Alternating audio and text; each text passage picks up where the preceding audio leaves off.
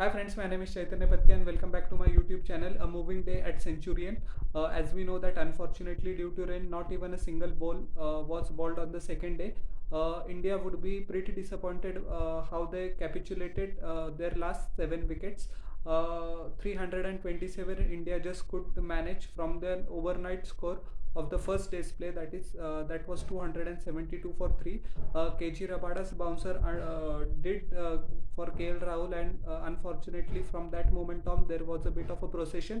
Lungi Ngidi bowled brilliantly well on the first day as well. He took all the 3 wickets, and the second day towards the India's lower order uh, didn't offer much resistance, and he ended up with 6 wickets. So good for him. KG Rabada also chipped in this morning with 3 wickets, and debutant Marco Jansen got his first wicket.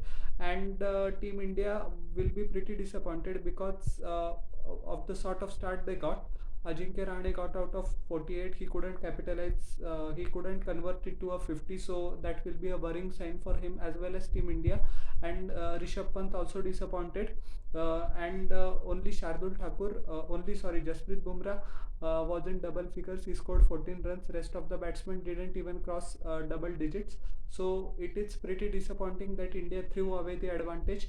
As if India would have piled on 350 to 370, they would have completely batted out South Africa from the match, because we know runs are important, and on the fifth day there are some chances of rain. But Team India's bowlers once again proved their mettle, and all the damage that was done from India just mustering of 55 runs in the morning session, that was undone by the Team India's bowlers. All the worries were undone by Team India's bowlers. South Africa were just bundled out for 197, which gave India a healthy lead of 130 runs. Mohammad Shami picked up 5 wickets, once again bowling a stump to stump line, and he was a bit fuller, making batsmen play every ball. So that the batsmen are forced to play every ball and not leave it. And he bowled it fuller, not back of a length, and those deliveries he bowled back of a length did trouble the batsman. And he also mixed his length up with occasional bouncers. That also undone quite a few of the batsmen, and unfortunately it has to be said that the level of the South African batting is not as high as compared to previously when India toured South Africa.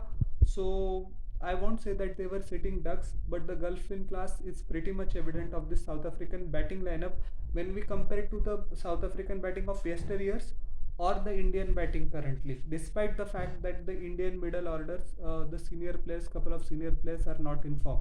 So Mohammad Shami picked up 5 wickets, and in the process, he became the latest entrant to the 200 club. So congratulations to Mohammad Shami as well, and I hope he takes 300 to 400 test wickets. His journey has been full of ups and downs, but I hope he now continues his form and he maintains his fitness so he can serve India for a long while. There was an injury scare to Jasprit Bumrah. He went off because some problem was there in his spike, so he just sprained his ankle little bit. But the good news is that he came round to ball later and took the last wicket of Keshav Maharaj. Shardul Thakur picked up 2 wickets. Important one of Quinton de Kock. He looked well settled because South Africa were 32 for 4 at one stage. Dean Elgar, Keegan Peterson, everybody disappointed, but Temba Bavuma held one fort for South Africa. On one end, he scored 52 runs, but Mohammad Shami got the better of him as well, and de Kock perished for 34 right before the stroke of tea. So that was, I would say, the final nail in the coffin for South Africa, but they still did pretty well. 109 for 5 to 197. India would be a little bit disappointed that their lead isn't of 150 or more, but still this is a healthy lead. Mohammad Siraj picked up 1 wicket, Bumrah 2 wicket, Thakur 2 wicket, and Shami 5 wicket. Ashwin bowled well, but he just gave away one free delivery in couple of overs, but I'm sure he will bounce back in the second innings. India uh, were dealt with a heavy blow of Mayank Agarwal wickets for 4. Mayank Agarwal's wicket for 4 runs. Marco Jansen trapped him, and but still India finished up with 16 for 1 with night watchman Shardul Thakur coming in. He's alongside KL Rahul at the crease. India's lead is 146 runs.